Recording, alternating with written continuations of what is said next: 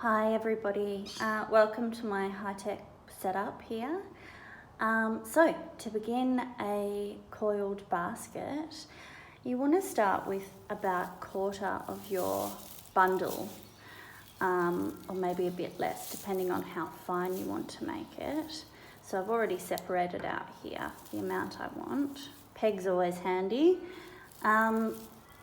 And just to give you an idea, if you give it a twist, that's going to determine roughly the thickness of your basket. So I'm going to start with that. I'll just pop a peg back in. And you want to go ahead and thread your needle. We're going to start with it loose today. And I want you to just make sure that you've got a knot in the end, and you want to start with a ribbon of raffia that's thick enough that you can split it, and you can do that with one of your nails or with the needle.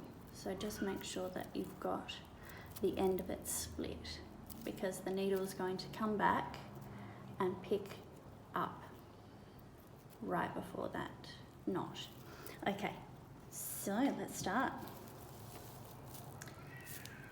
You give this a twist. So you want to start with about 10-15 centimeters of your raffia all twisted together in a nice sort of cordage, and then just allow it to kink back on itself. You want to make a little loophole. Okay, so this is going to be the central base of the basket. We're going to be looking down into the basket.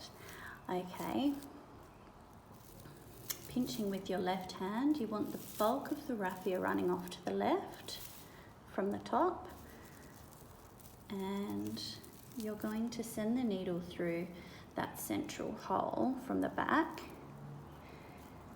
Okay, pull it almost all the way through, and like I mentioned before, you want to catch the end. Make sure that when you pull that down on itself, see, it's pulling really nice and tight at that very point where the fibers are crossing over. Okay, now the idea is that we're going to keep stitching from the center all the way around, creating sort of 6 or 7 radial stitches. And I'm just going to take a sec to close the hole off and tighten that pinch. Lay these little bits down to the left. It just helps stop the whole thing from slipping. Okay, so from here on out, I want you to be stitching through the front. Okay, so 1,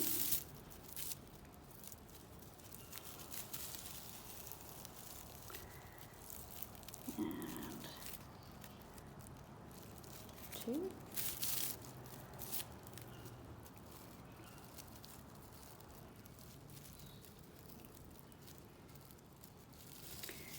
and 3.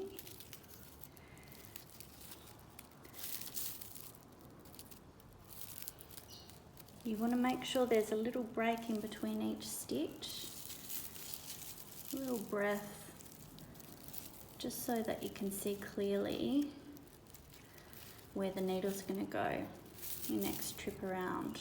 Okay, now these taily ends are getting a little bit in the way, so we're going to deal with them in a sec. Just keep stitching.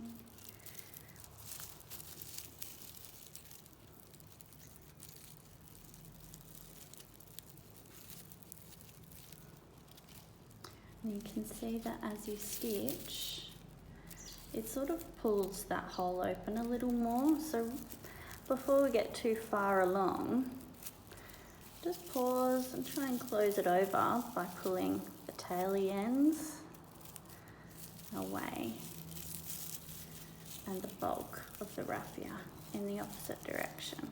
Okay, you also don't want each of your stitches to pull too tightly, because that's going to make the hole even bigger. Okay, this is where I want to encourage these little bits to play the game. They're going to lay down in the opposite direction and make sure that we catch them all with a stitch or two.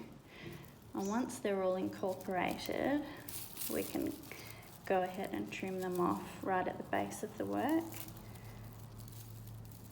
Okay. Apologies for video quality. This is the first time I've done this. And it's a little awkward. I hope you're getting the gist. And there are no mistakes in basketry. As long as you're laying that cord down, coiling it around itself, following with your stitches, that's all there is to it.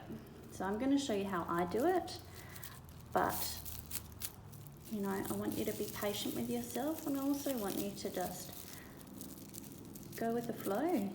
If you find that you're comfortable doing it slightly differently, roll with it, guys,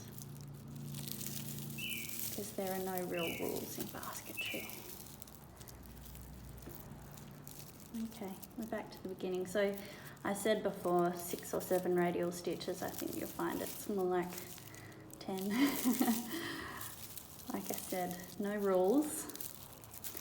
Okay, before I start this next little bit, I'm just going to tidy up all these scrappy bits.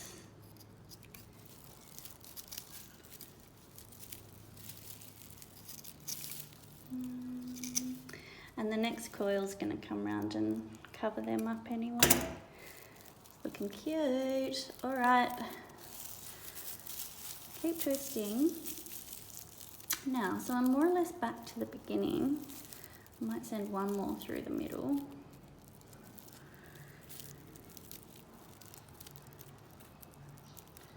So,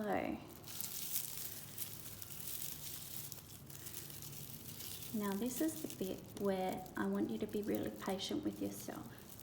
Okay, the idea is that we're stitching underneath each coil. Okay, so the needle's going to come round and nuzzle through. So imagine that central donut, the first coil coming around here, and our stitches are going to chase that coil. So we're going to start to go through here, here.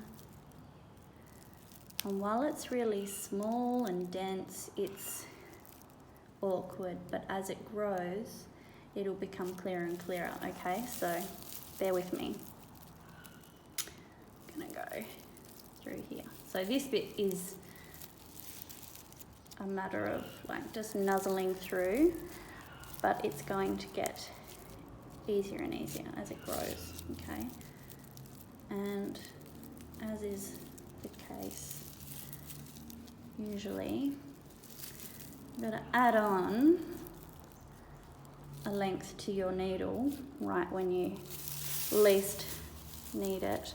So what I'm going to do is I'll just pop that down and get a new length.